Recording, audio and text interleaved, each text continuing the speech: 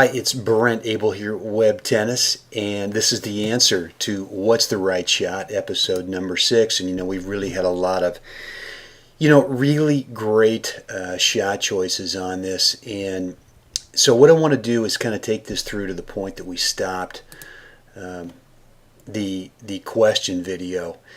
And we got right about to here. Let me see if I can't get it right exactly. And I think it was, well, maybe it was more. No, he was right about there. Okay. So we've got a number of shot choices here from Rick, who is the returner. And one of the common selections was back down the middle. And the one thing I hope I'm impressing upon you in the last couple of videos is that when you're playing an outside shot, meaning in this case Rick is, he's a left-handed player, he's playing his backhand from the deuce court. So this is on the outside of the court as opposed to if he's got a forehand, which is more on the inside of the court.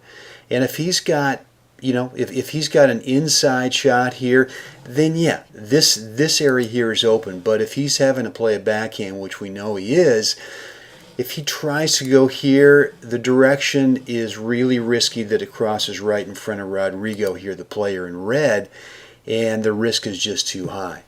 So the other shot choices we had, obviously we had a lot of, hey, let's play this lob up the line. And I love that shot choice here because you're going over Rodrigo's backhand, which even if the lob comes up short, it's not an offensive opportunity for Rodrigo.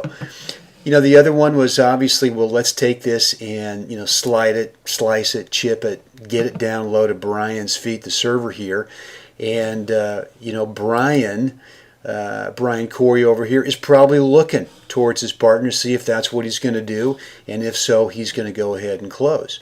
The other shot choice was, again, let's put it over here in the alley. And that's kind of a that's an ESPN highlighter, but it can work only if Brian decides that he's got to close on it and either have volley or volley it from down low and close the net.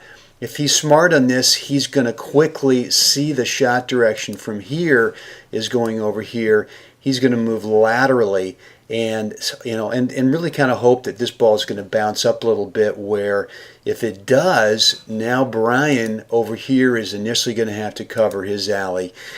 Rick's going to have to, he's going to have to be responsible for his alley as well. And then, Brian Thomas, if he's got a ball that's sitting up out here, this middle is going to be wide open. So, I don't mind this as long as you can force a server to go ahead and play it as a volley from close to net.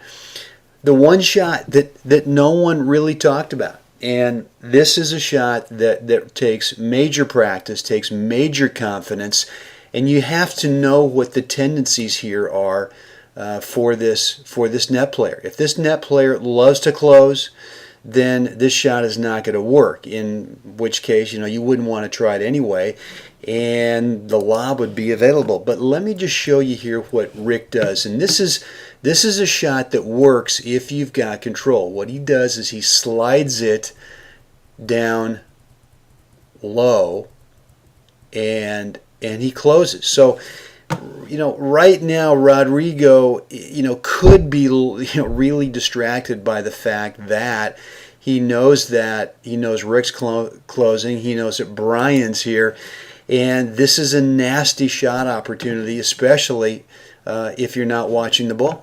And what happens? He really kind of, chunks it, does not get it in the sweet spot. And if you're looking if you're really visually tracking this ball, you're not being distracted out of your peripheral vision by Rick or by Brian, you can at least get the ball back in play.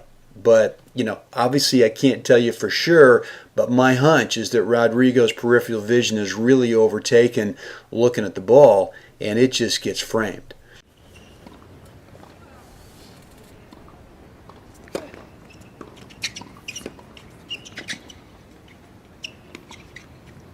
So this is a shot that you guys can learn to hit.